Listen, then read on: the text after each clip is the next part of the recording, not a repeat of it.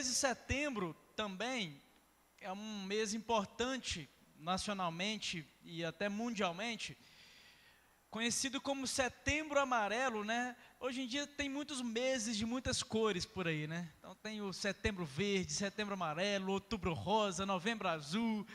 Mas o Setembro Amarelo, desde que eu fiquei sabendo desse projeto, dessa campanha que acontece mundialmente, na verdade o mês todo acontece no Brasil, mas no dia 10 de setembro é uma campanha internacional no mundo todo, onde fala-se sobre suicídio, é uma campanha de prevenção ao suicídio.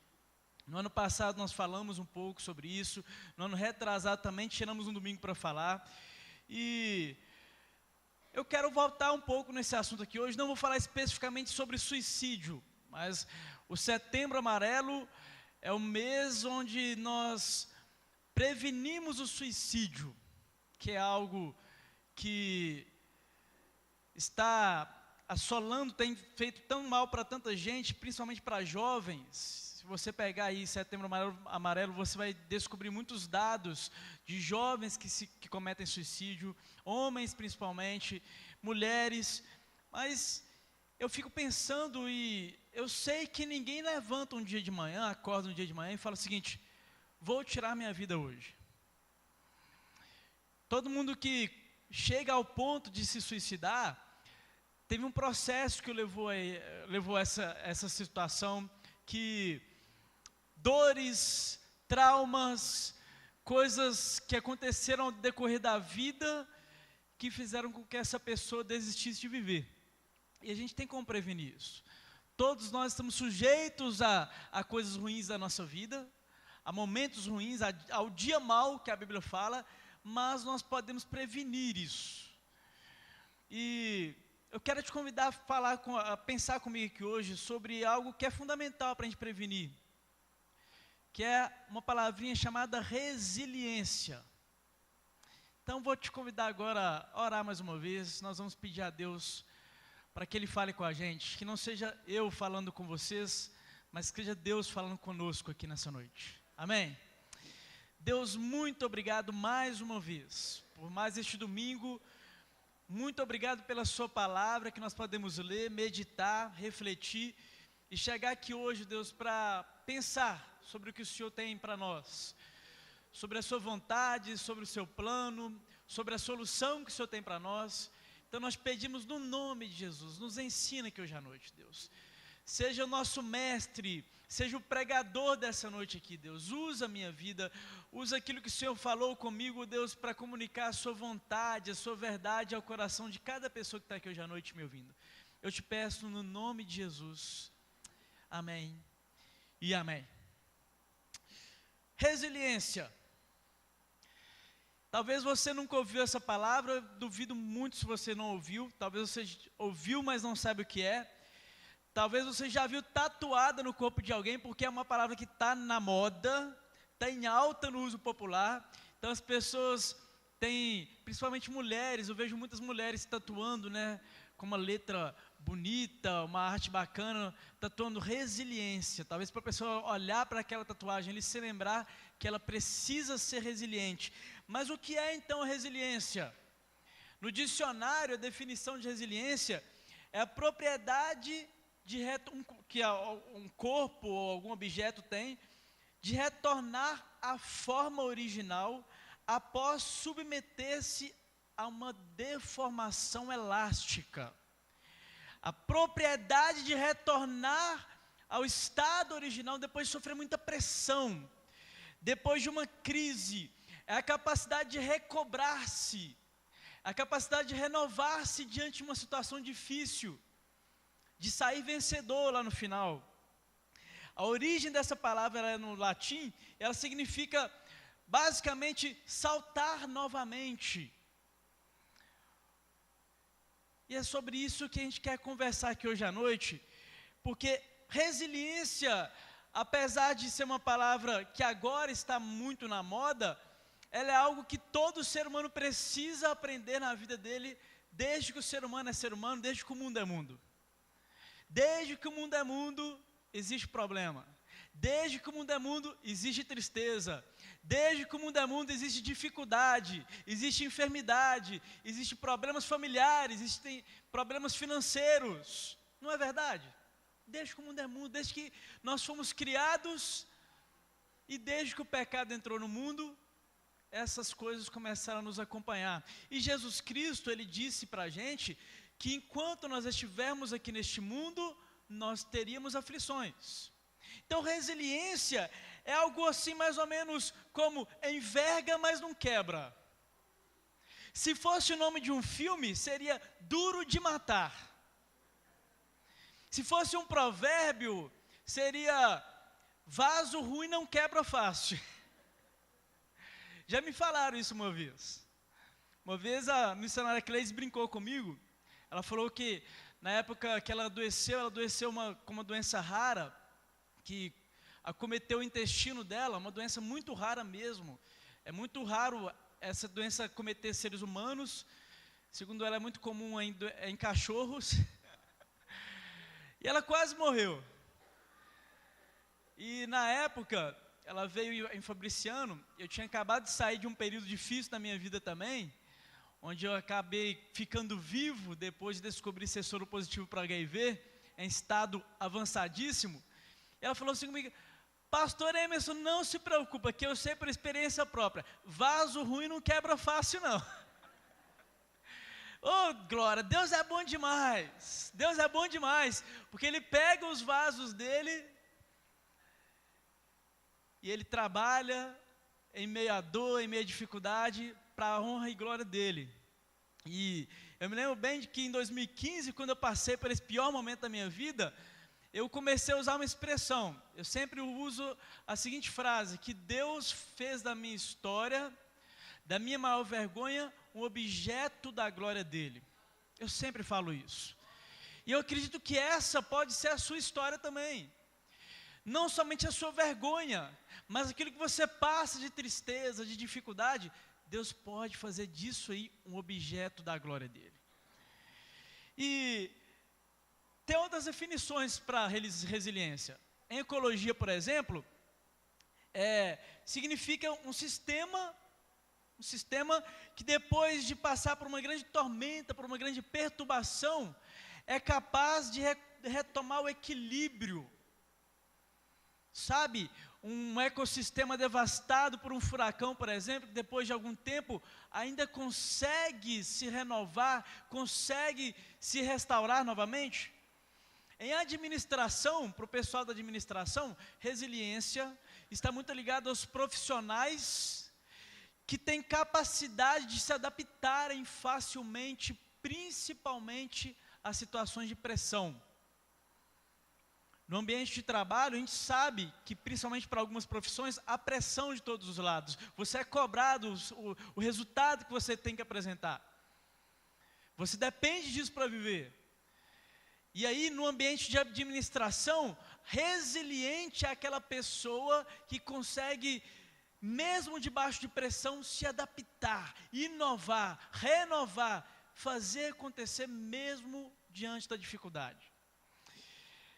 Na psicologia, talvez o que a gente mais quer aplicar aqui hoje, é a capacidade de enfrentar os seus medos e lutas.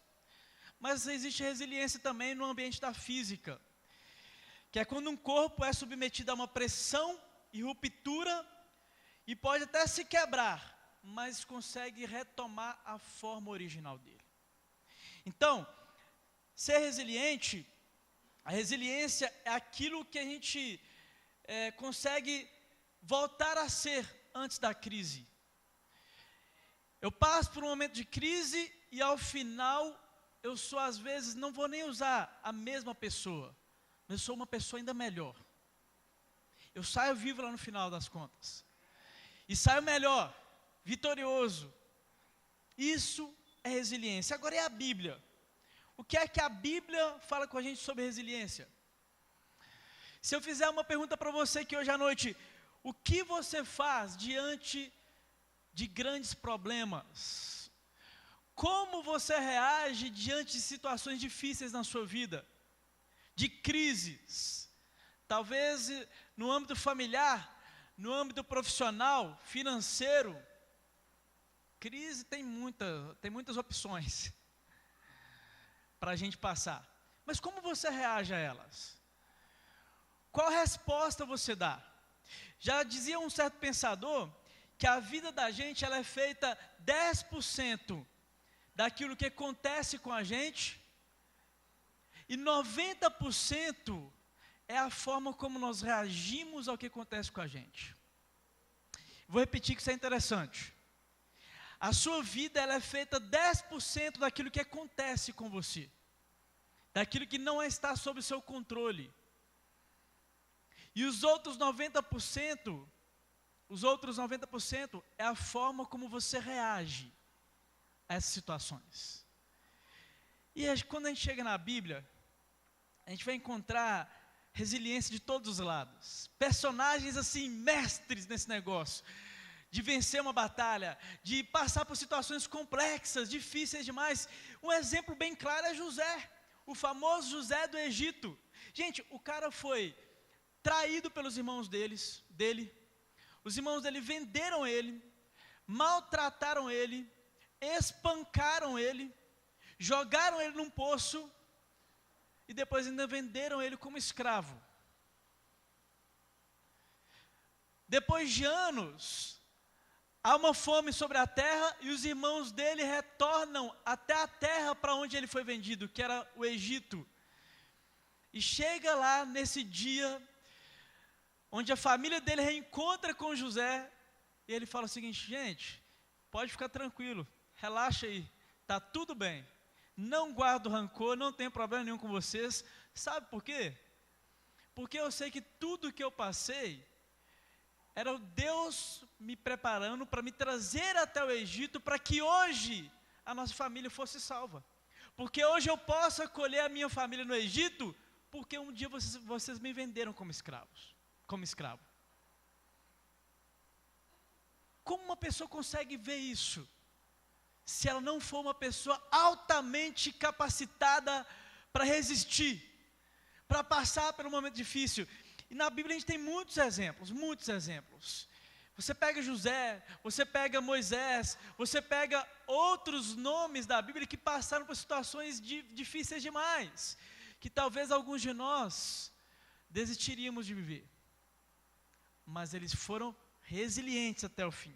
Agora, tem um livro da Bíblia, uma carta na verdade, que eu quero me apegar a ela aqui hoje à noite, para compartilhar com vocês. A carta que Paulo escreveu para uma cidade chamada de Filipos, uma igreja chamada de Igreja dos Filipenses. Gente, esta carta para mim, ela é um dos melhores coachings motivacionais que eu já vi. Sério, para quem não sabe, coach é um treinamento onde alguém vai te dar bases para que você seja melhor, para que você supere alguns desafios na sua vida, seja no âmbito profissional, seja no âmbito motivacional, emocional, familiar. Existe coach para tudo hoje. É outra coisa que está muito na moda, né? Tem coach para tudo. Tem pastor que nem prega mais, virou coach. E o governo já está preocupado já, porque tem muita mentira por trás de alguns coaches por aí. Tem muita gente vendendo coisas impossíveis, e geralmente você paga para ser treinado. Geralmente você paga para ouvir alguém te falar coisas que você sabe que tem que fazer. Basicamente isso é o coach. Não estou rejeitando a ideia, porque eu acredito que tem muitos treinamentos desses que são bons, que ajudam realmente o profissional, ajuda realmente na motivação, mas Filipenses é o melhor. A carta que Paulo escreve para essa igreja é a melhor. É o melhor conteúdo que eu já vi até hoje. Filipos é a primeira igreja que Paulo plantou, a primeira igreja cristã plantada no continente europeu, sabia disso? Nessa cidade chamada Filipos. A origem dessa igreja se dá quando Paulo está numa das suas viagens missionárias, programando-se para ir para uma outra terra, para evangelizar. E aí a Bíblia fala que o Espírito Santo impede Paulo de ir até o lugar que ele planejava ir. E de noite ele tem uma visão de um homem da Macedônia, da região ali da Europa, falando: passa a Macedônia e nos ajuda. E ele entende que era um recado de Deus para ele, falando que ele deveria mudar o rumo do ministério dele e ir para a Europa. E ele vai para a Europa. E a primeira cidade onde Paulo chega na Europa é essa cidade chamada Filipos. Ali ele planta uma igreja. E esta igreja é uma das queridinhas do apóstolo Paulo. Paulo é apaixonado com esses irmãos. Paulo é apaixonado com essa igreja que ele plantou, fruto do trabalho dele, fruto da visão que Deus deu para ele. Mas passam-se os anos e Paulo está agora escrevendo uma carta para esses irmãos na cidade de Filipos. Eu gosto muito da cidade de Filipos e eu gosto de viajar às vezes. Eu gosto de ficar comparando algumas cartas, algumas igrejas da Bíblia com igrejas da nossa realidade hoje. Os filipenses, eles moravam numa região onde o destaque da economia deles era extração de minério e de ouro. Ô Minas Gerais! Eu gosto de comparar a igreja de Filipenses com os mineiros. Eu gosto. É uma viagem minha mesmo, mas eu quero muito comparar porque os filipenses eram pessoas amáveis demais, acolhedoras demais, bem característico do povo mineiro também. E Paulo era apaixonado com essa igreja. E Paulo, quando escreve essa carta para esta igreja, parece que ele está rindo alto de alegria quando ele está escrevendo a carta. Parece que ele está extremamente feliz, ele está feliz demais. Sabe quando você descobre que ganhou na Mega Sena? Parece que é o sentimento de Paulo ao escrever a carta. Imagine você, feliz da vida, satisfeito demais. Quando você lê essa carta aos filipenses, gente, e aqui fica uma recomendação. É uma carta curtinha. Se você está vivendo um momento difícil na sua vida, recomendo, durante essa semana agora, leia essa carta. Faça um coaching com o apóstolo Paulo, durante essa semana. Você vai aprender muitas coisas que podem revolucionar a sua situação difícil. Parece que ele está feliz demais. Só que quando ele escreve essa carta, ele está preso em Roma, vivendo um dos piores momentos da vida dele. Está preso, encarcerado. Como pode alguém escrever uma carta com tanta alegria? Ele fala o tempo todo de alegria nessa carta. Esta é a carta onde Paulo fala verdades fundamentais. Por exemplo, nesta carta aos Filipenses, ele fala que ele está tão alegre com Deus, que ele não sabe o que é melhor. Se é melhor ele ficar vivo para continuar pregando, ou se é melhor morrer. Gente, morrer é tão bom, é praticamente isso que ele fala. Gente, se eu morrer, eu vou morrer feliz demais, porque eu vou estar com Deus. É nessa carta que ele afirma isso. É nesta carta que ele descreve a doutrina do esvaziamento de Cristo, quando ele afirma que o nosso sentimento deve ser o mesmo que teve também em Cristo Jesus. Que ele, sendo Deus, não julgou que isso era algo que ele deveria pegar-se, mas esvaziou-se da forma de Deus, assumiu a forma de homem, forma de servo, foi obediente até a morte de cruz. É nesta carta que Paulo tem essas revelações. E é nesta carta que eu quero te convidar a aprender um pouco sobre resiliência. A carta que é conhecida por alguns teólogos como a carta da alegria. Então, abra sua Bíblia comigo no capítulo 4 da carta de Paulo aos Filipenses. Filipenses 4:13. Vai aparecer na tela também, não vai? Ou não vai dar? Vai? Esta é a versão NVT? Ah, puxa. Essa semana provavelmente nosso data show vai chegar. Nosso data show novo. Nossa reforma, vamos dar sequência nela aí. Então vai melhorar. Eu vou ler na versão NVT, que é a nova versão transformadora. Uma versão nova que tem aí, muito boa. Se eu não me engano, deve ter alguma Bíblia na secretaria ainda para vender com essa versão.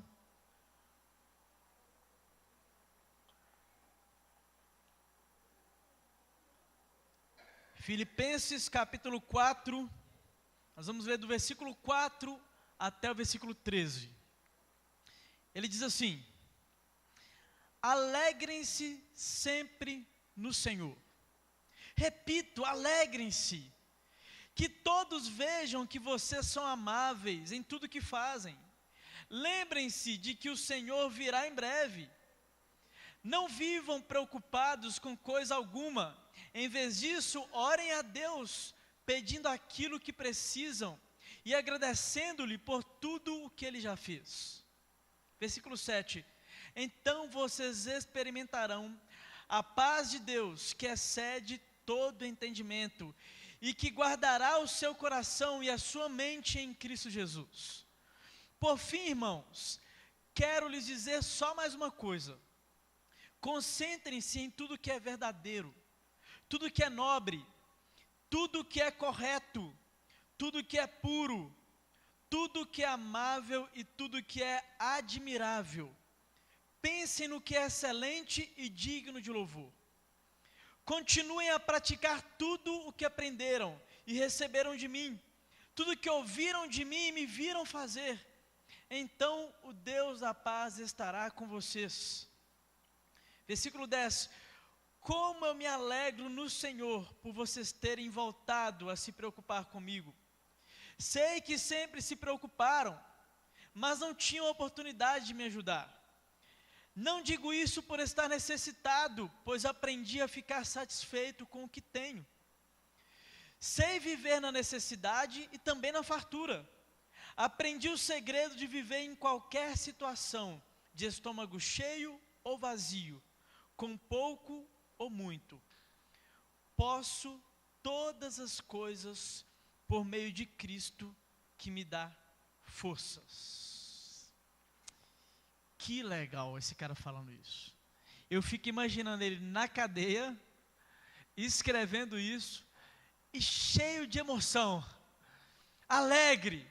E ele começa falando: alegrem-se. Repito novamente: alegrem-se. Alegrem-se no Senhor. Porque a primeira coisa que a gente aprende sobre resiliência na Bíblia é que a alegria ela é possível em qualquer situação. Não qualquer alegria, mas alegria no Senhor. Alegrar-se sempre no Senhor é possível. Quando eu falo de alegrar-se no Senhor, significa que às vezes você vai chorar mesmo. Você vai chorar porque o negócio não está bonito para o seu lado mesmo não. E já falei aqui em outras ocasiões que até os nobres choram, né? Os nobres também choram. Davi, quando viu um caos instalado na cidade dele, na família dele, ele chorou amargamente, ele se prostrou, ele falou: Deus, o que eu vou fazer? Ele orou também, né? Mas ele chorou também. Então, chorar é normal. Esse negócio de engole o choro, isso não é de Deus não, gente. Deixa a pessoa chorar. Chorar é bom. É bom para a alma. Bem-aventurados que choram. Eles vão ser consolados, porque choram aos pés da cruz, choram diante de Deus, pedem misericórdia e abrem o coração, expondo a dor, expondo a aflição. Chorar é normal, mas o que Paulo está tentando explicar para a gente, é que mesmo chorando, mesmo no momento difícil, é possível me alegrar em Deus. Sabe por quê? Nesse momento de crise, você se lembra quem é o seu Deus. Você se lembra o tanto que Ele te ama. Você se lembra que Ele te perdoou. Você se lembra que Ele morreu na cruz por causa dos seus erros. E isso enche o seu coração de uma alegria. Não é qualquer alegria. É a alegria que vem de Deus.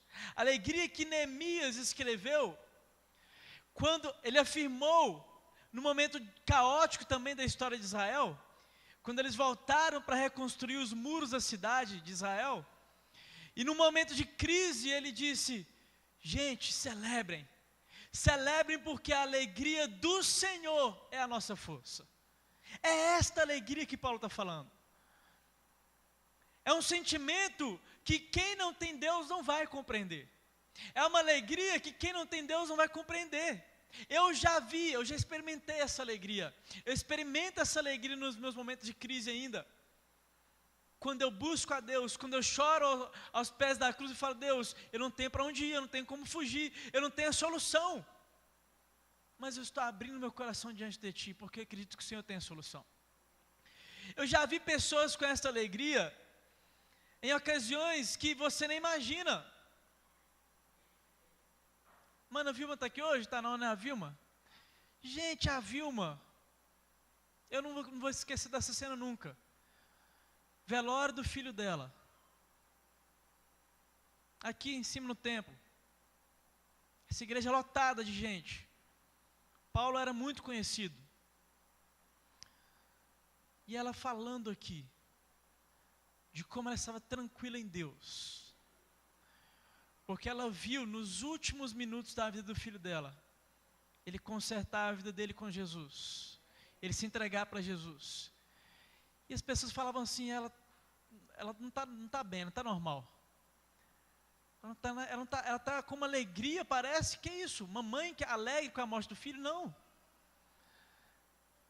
É algo que as pessoas não conseguem entender. É uma alegria que você consegue sentir, mesmo em meio à tristeza. Que paradoxo louco é esse? Alegria em meio à crise, alegria em meio à tristeza, alegria no momento de dor. Paulo fala que esta alegria é quando eu me alegro em Deus. Eu não estou alegre com a situação, eu estou alegre com meu Deus. A alegria dele que me enche de força para continuar. A alegria dele que me fortalece, fazendo de mim um ser humano muito resiliente, que vai chegar até o fim, que vai passar pelo momento difícil. Ele fala, alegrem-se sempre no Senhor, isso é possível. Mas ele fala mais, ele fala com os filipenses assim, sejam amáveis, que todos conheçam a amabilidade de vocês. Gente, às vezes a gente passa por momentos difíceis, e nós nos tornamos pessoas amargas, pessoas que querem expor para os outros, em todo tempo, a nossa dor.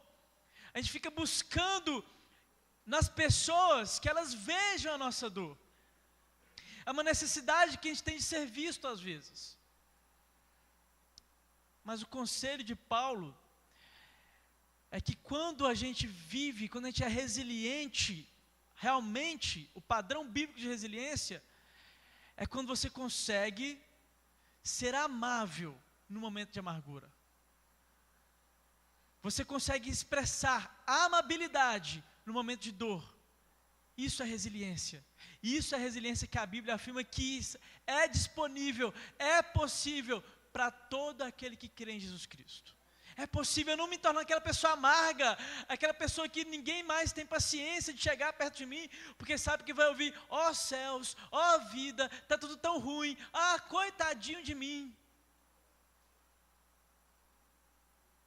A amabilidade, é possível você expressar amabilidade em meio à amargura. Ser amável e não amargo. Um outro ponto muito importante que ele nos ensina sobre resiliência. Para você ser resiliente. Diga não à ansiedade. Diga sim à oração. Paulo fala, gente, não andem ansiosos, não andem preocupados por coisa alguma. Falar, Paulo, para você falar isso é fácil demais. Você não está na minha pele, não está vivendo o que eu estou vivendo, não está com a enfermidade que eu estou, não está com problema na família como eu estou. Lembrando que Paulo, desde o começo do ministério dele, Deus foi muito claro com ele. Quando Deus chama Paulo em Damasco, ele fala assim com ele, Paulo, a partir de agora você, Saulo, a partir de hoje você vai se chamar Paulo. E eu vou te mostrar como importa sofrer por minha causa. Deus já havia prometido para ele sofrimento. O Saulo, que antes causava sofrimento nos crentes, que ele perseguia, matava, mandava matar crente, agora Jesus fala com ele, agora você vai descobrir como é bom sofrer por minha causa. E ele sofreu, o bichinho sofreu, gente. Ele apanhou, ele ficou preso, ele foi caluniado, ele foi rejeitado pelos próprios judeus. sofreu. E neste momento, quando ele escreve esse negócio aqui, da gente não andar ansioso, ele está sofrendo. Eu entendo, eu acredito muito que ele estava experimentando isso na vida dele. Ele estava sendo renovado. Ele tinha acabado de compreender, por exemplo, que ele não precisava ficar preocupado. Com certeza era o Espírito Santo tratando nele primeiro, para depois ele escrever. É assim que tem que ser. E ele fala, não andem ansiosos, mas orem. Apresentem para Deus. Está difícil. Está complicado, não tem solução, não tem jeito. Vai orar. Ora que melhora. Literalmente isso e simplesmente isso. E às vezes a gente fala, não anda ansioso, não fica ansioso. Não, gente, ansiedade é um negócio difícil demais. Eu falo isso porque eu também tenho a tendência de ser muito ansioso. E esse negócio faz muito mal para a gente.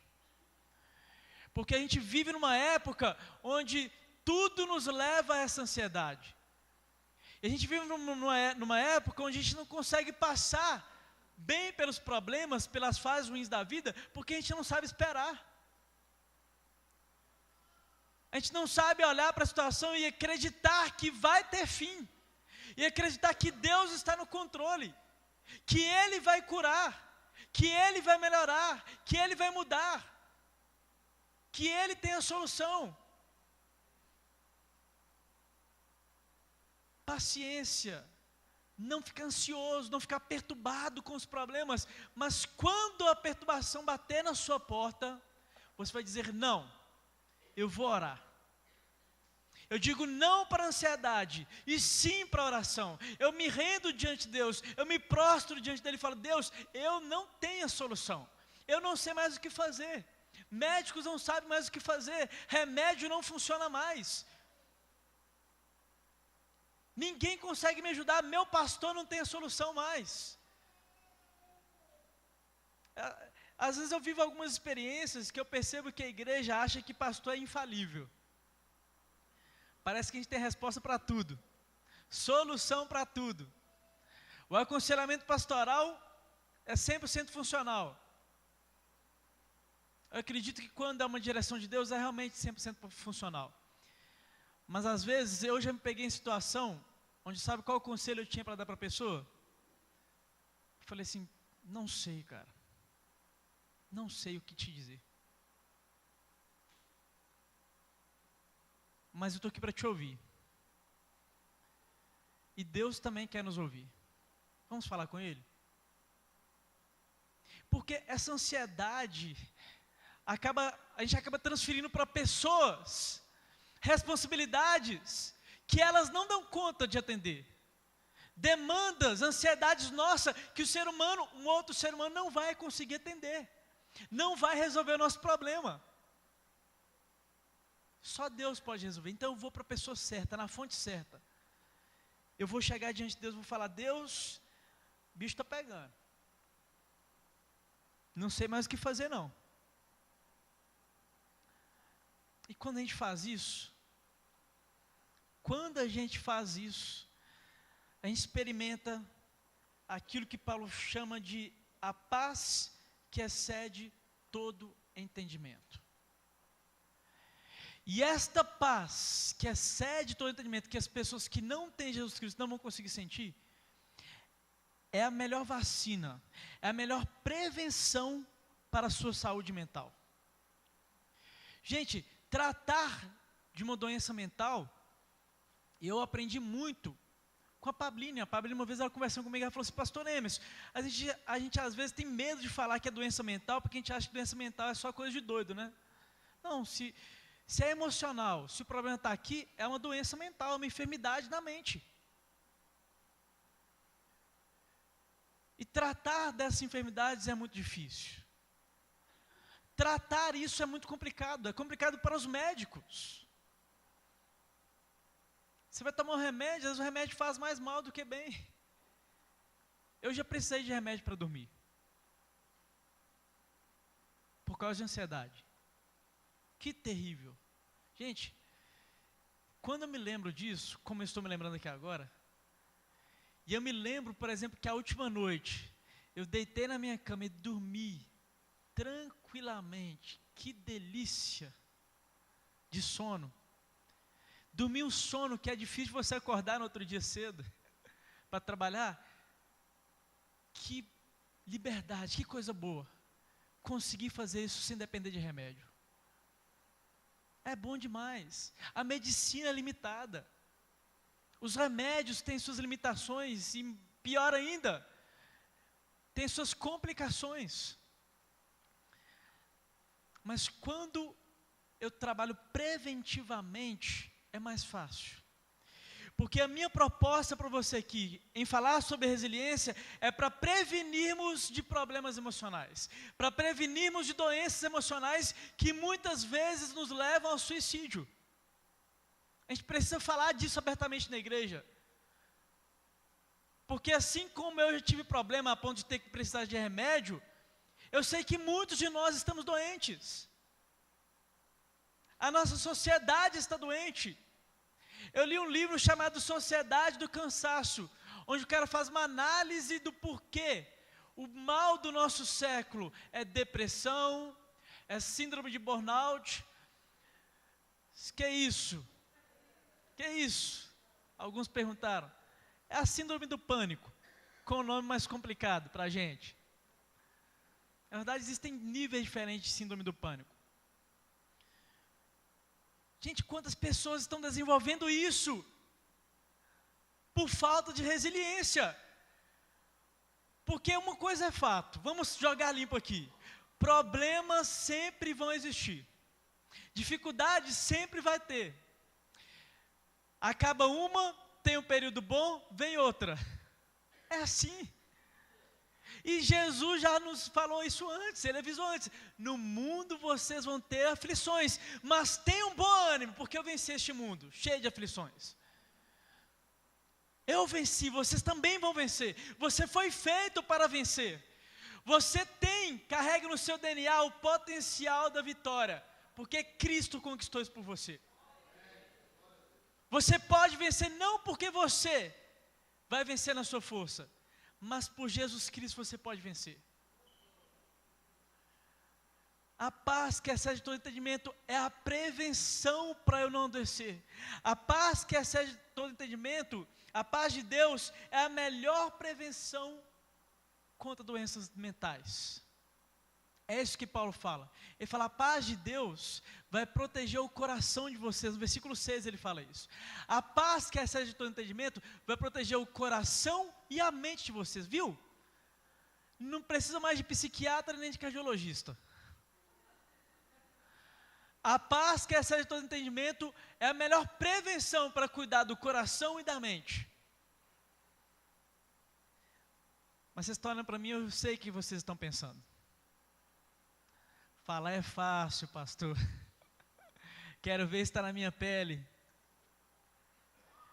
A gente sempre fala isso, mas a gente se esquece que todos nós sofremos. Hoje eu vivo um momento fantástico na minha vida. Bem demais, saúde,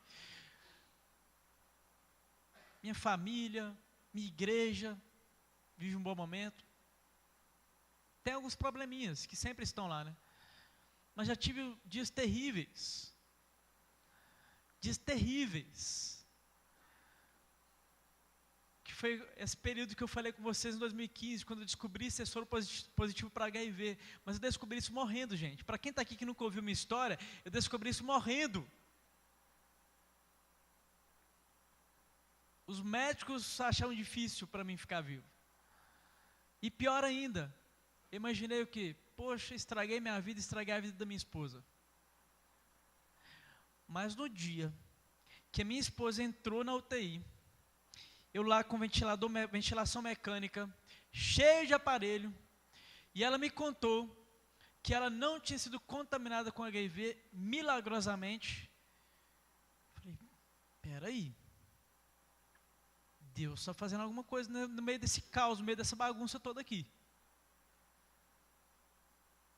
Os médicos duvidaram, as enfermeiras duvidaram. Não, é impossível, porque pelo tempo que vocês tiveram relação sexual e pela carga viral desse jovem senhor, impossível essa mulher não ter se contaminado.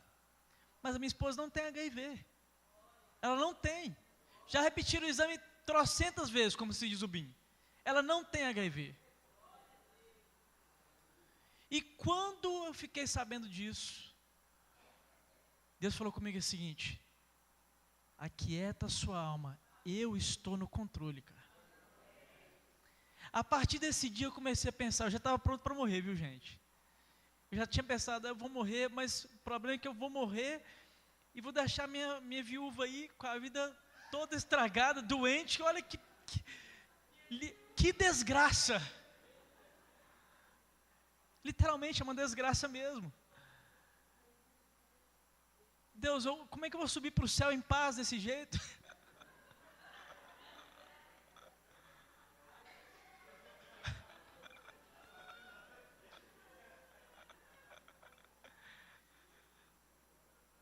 Mas Deus me falou, olha, eu estou no controle.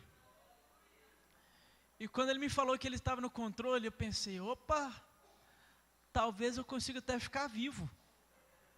Talvez Ele vai me deixar vivo, olha que legal. E me animei em Deus. E fiquei animadinho, esse dia foi muito bom, cara. Eu estava lá, continuava lá, não podia levantar, não tinha força para levantar do leito para nada, nem para ir no banheiro, nem para nada. E eu me animei, fiquei animadinho nesse dia. Porque a paz que excede todo entendimento invadiu a minha alma. Comandou, assumiu o controle e me fez bem demais. Todos nós temos problemas, todos nós enfrentamos dificuldade, todos nós precisamos da paz que excede todo entendimento. Mas Paulo ensina mais, ele fala o seguinte, olha, quando você é resiliente, você aprende a concentrar-se em coisas boas. Tudo que é bom, tudo que é puro, tudo que é agradável, se há algum louvor, seja isso que ocupe a mente de vocês. Ele está falando como funciona a mente de um ser humano resiliente. Em meio ao caos, ele concentra-se naquilo que é excelente, naquilo que é bom. Ele fala isso no versículo 7, no versículo 8. E esse negócio de concentração é um desafio para a gente também nos dias de hoje. Porque, como eu falei, a gente não suporta o tédio. A gente não suporta esperar. A gente não suporta esperar o milagre chegar. Não suporta ver a solução chegar, esperar ver a solução chegar. E a nossa mente começa a vagar, procurando solução. A gente vai para o WhatsApp. Doutor Google. Soluções do Google. Vai para a rede social, aí começa a olhar a vida alheia. Poxa, fulano de tal é rico, né? Eu estou aqui nessa pobreza, capengando, está difícil. Desempregado. Olha para a foto do outro. Nossa, o marido dela é bonito, né? O meu é feio. Brincadeira.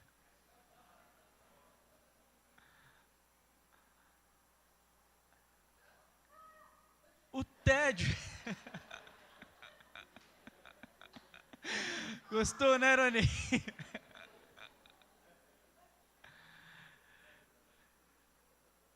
Gente, o ser humano resiliente, ele aprende a focar nas coisas boas em meio ao caos, em meio à espera. O tédio é algo bom. Como isso? No tédio é onde mais se desenvolve o lado criativo do ser humano. É esperando que você pense as soluções, que Deus vai te fazer pensar, vai usar a sua criatividade, e talvez Ele vai te dar a solução para o seu problema em meio ao tédio, em meio ao tempo de espera. Mas a nossa geração não consegue isso. Nós nos suportamos, nós fomos inquietos, e nossa mente vaga por muitos lugares, e a gente não se concentra naquilo que é bom, naquilo que é útil. E Paulo fala, gente, se há algum louvor, se há alguma coisa boa, concentrem-se nisso, que seja isso que ocupe a mente de vocês. Concentrem-se naquilo que é excelente. Saia da ociosidade, saia um pouco da rede social, desconecta um pouco desse negócio. Porque não vai te dar futuro, não vai resolver o seu problema. Assim como o ser humano não vai resolver o seu problema. Paulo fala mais. No versículo 9, ele vai falar que ele está muito feliz. E ele vai falar que instruir a igreja a continuar obedecendo àquilo que eles aprenderam. E a gente entende que um ser humano resiliente, ele é constante na obediência a Deus. Porque a obediência constante a Deus garante a presença dele com a gente no meio do caos. Eu sei que eu sou obediente. Eu sei que eu continuo temendo a Deus. Então eu sei que Ele está comigo. Eu sei que Ele não me abandona. Eu sei que Ele está passando comigo pela prova. Eu sei, eu não duvido disso. Eu tenho fé, eu creio, porque a palavra dEle me garante. Ele está comigo, a presença dEle é real. Quando você vai ver para personagens da Bíblia que foram resilientes, você percebe o tempo todo a importância da presença de Deus com eles. Com José foi assim. Com Davi, Davi, ele ia para uma batalha, aconteceu alguma coisa de ruim, ele tinha que batalhar, ele ia orar. Deus, eu vou para a guerra ou não vou? Deus, eu faço ou não faço? Eu falo ou não falo? Se o Senhor não for comigo, não me deixa mover um passo. Fala de Moisés. A presença de Deus é garantida mediante a obediência. Tem uma história muito doida na Bíblia. Muito doida. Tem muitas histórias muito doidas na Bíblia. Mas uma das mais esquisitas para mim é a história de um profeta chamado Ezequiel. Deus chegou nele um dia e falou com ele o seguinte: eu quero que você entregue uma mensagem minha para a nação de Israel. E a sua vida vai ilustrar a mensagem que eu quero entregar para a nação. Ezequiel, seja obediente a tudo que eu te mandar falar. Seja obediente em todo o tempo. E em seguida Deus fala com ele assim: só tem uma coisa, eu vou tirar de você a delícia dos seus olhos. A sua esposa, que você é apaixonado por ela, que você ama muito, ela vai vir a falecer. E eu não quero que você chore. Não chore, não lamente, porque a sua história é objeto da minha glória. A sua história vai servir de ilustração para eu dar o recado que eu quero dar para a nação de Israel. Que doideira. Imagina você que é apaixonado pela sua esposa. Deus falando com você: sua esposa vai morrer. Não chora não. Não se junte aos pranteadores, não contrate os pranteadores, que em Israel tinha isso, né? Eles contratavam gente para chorar no velório. Sério, é fato isso. Não vai haver pranto. Tem que ter muita resiliência para passar por isso, né, gente? Tem que ter muita resiliência. Mas a presença de Deus com estes homens, com essas mulheres da Bíblia, fez toda a diferença. E a presença de Deus só é possível para quem mantém-se constantemente obediente a Ele. No versículo 10, ele agradece a igreja de Filipenses. Ele fala o seguinte: eu estou tão alegre porque vocês voltaram a me ajudar. Está falando de ajuda financeira mesmo. A igreja dos Filipenses era uma igreja mantenedora do ministério de Paulo. Eles mandavam dinheiro para ele, mandavam donativos para ele.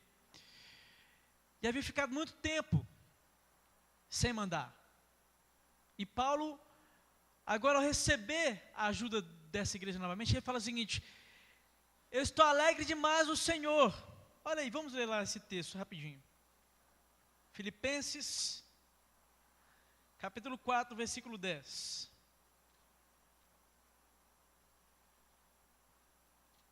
Olha o que ele fala, ele diz o seguinte: alegro-me grandemente no Senhor, porque finalmente vocês renovaram o seu interesse por mim. De fato, vocês já se interessavam, mas não tinham oportunidade para demonstrá-lo.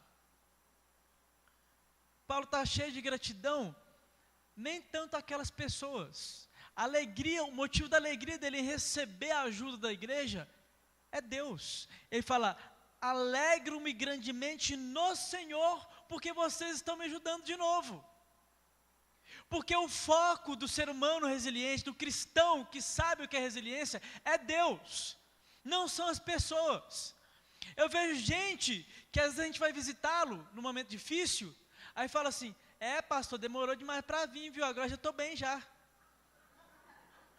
Eu já ouvi isso.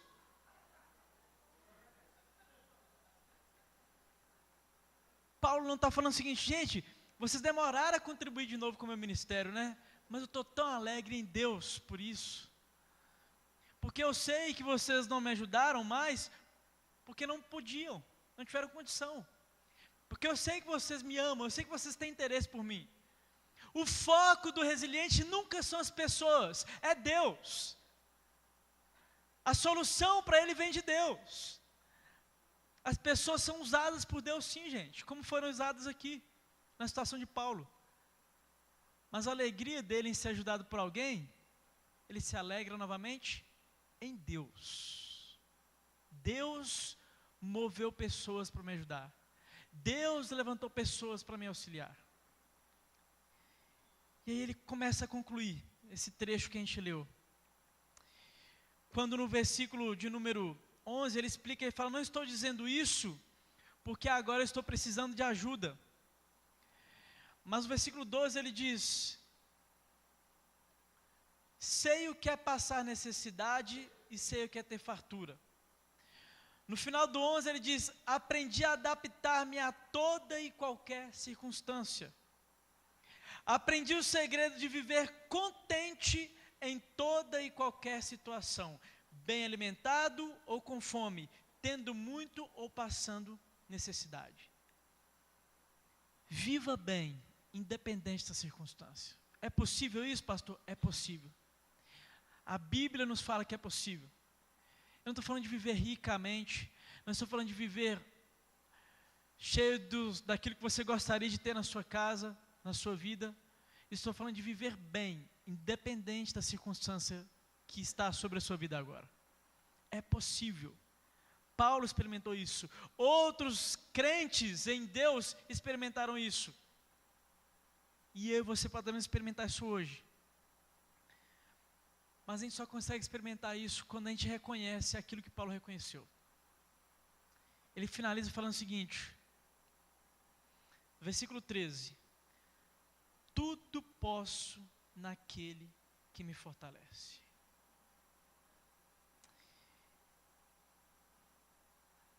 Você precisa aprender que resiliência implica você reconhecer a fonte e o poder da sua força.